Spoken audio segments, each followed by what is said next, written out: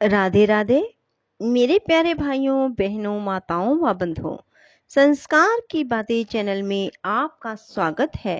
बंधुओं, आज मैं आपको सुना रही हूँ संतान सप्तमी व्रत कथा, पूरन पूजा विधि और व्रत कैसे करें। बंधुओं, संतान सप्तमी व्रत का महत्व क्या है? बंधुओं, यदि आपने YouTube चैनल संस्कार की बातें अब तक सब्सक्राइब नहीं किया तो जरूर करें और बेल आइकन दबाना ना भूलें, ताकि आपको हमारी आने वाली सभी वीडियोस की जानकारी सबसे पहले हो सके। बंधुओं, वीडियो को पूरी सुनने के बाद कमेंट बॉक्स में राधे राधे लिखना ना भूलें, ताकि आपको कथा का पूर्ण फल प्राप्त हो सके। बंधुओं, संतान सप्तमी व्रत भादो मास के शुक्ल पक्ष की सप्तमी तिथि को होता है। यह व्रत पुत्र प्राप्ति, पुत्र रक्षा, पुत्र अभ्युदय के लिए भाद्रपद के शुक्ल पक्ष की सप्तमी को किया जाता है। इस व्रत का विधान दोपहर तक रहता है। इस दिन जामवती के साथ श्याम सुंदर और उनके बच्चे शाम की पूजा भी की जाती है। माताएं पार्वती माँ का पूजन करके पुत्र प्राप्ति और उनके अभ्युदय का वरदान मांगती हैं। इस व्रत को मुक्ताभरण भी कहते हैं। बंधुओं, व्रत कैसे करें? प्रातः स्नान आदि से निवृत्त होकर स्वच्छ वस्त्र पहने। दोपहर को चौक पूर कर चंदन, अक्षत, धूप, दीप, नैवेद्य, सुपारी और नारियल आदि से शिव पार्वती की पूजा करें। इस दिन नैवेद्य भोग के लिए खीर पूड़ी तथा गुड़ के पुए बनाएं। रक्षा के लिए शिव जी को डोरा भी अर्पित करें। इस डोरे को शिव जी के वरदान के रूप में लेकर उसे धारण करके ही व्रत कथा सुने। बोलो शिव शंकर भोलेनाथ की जय, माँ पार्वती की जय। एक बार श्री कृष्ण ने युधिष्ठिर को बताया, किसी समय मथुरा में लोमश ऋषि आए थे। मेरे माता पिता देवकी तथा वसुदेव ने भक्ति पूर्वक उनकी सेवा की, तो ऋषि ने उन्हें कंस द्वारा मारे गए पुत्रों के शोक से उबरने के लिए आदेश दिया। हे देवकी, कंस ने तुम्हारे कई पुत्रों को पैदा होते ही मारकर तुम्हें पुत्र शोक दिया है।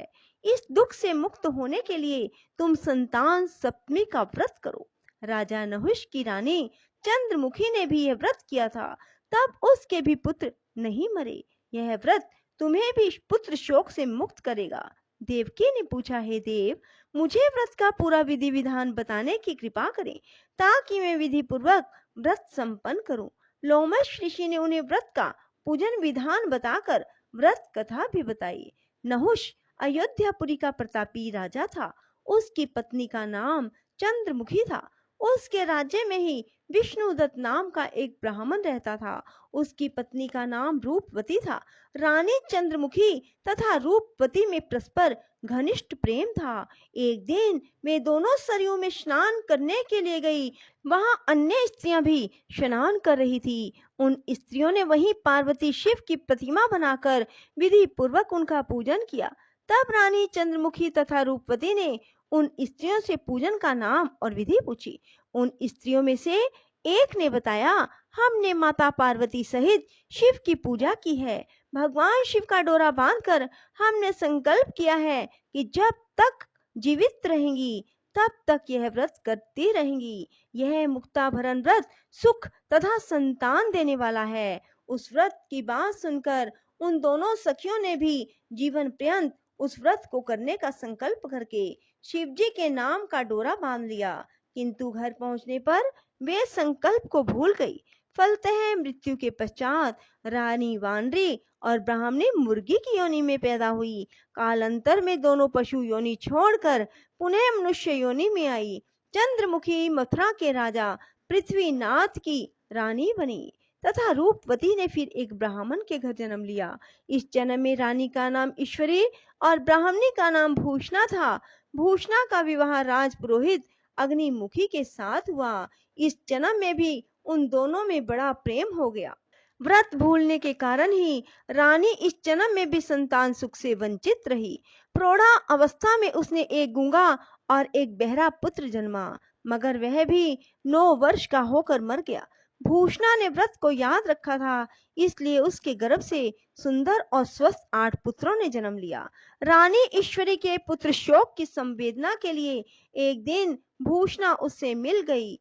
उसे देखते ही रानी के मन में ढाह पैदा हुई। उसने भूषणा को विदा करके उसके पुत्रों को भोजन के लिए बुलाया और भोजन में विष मिला दिया।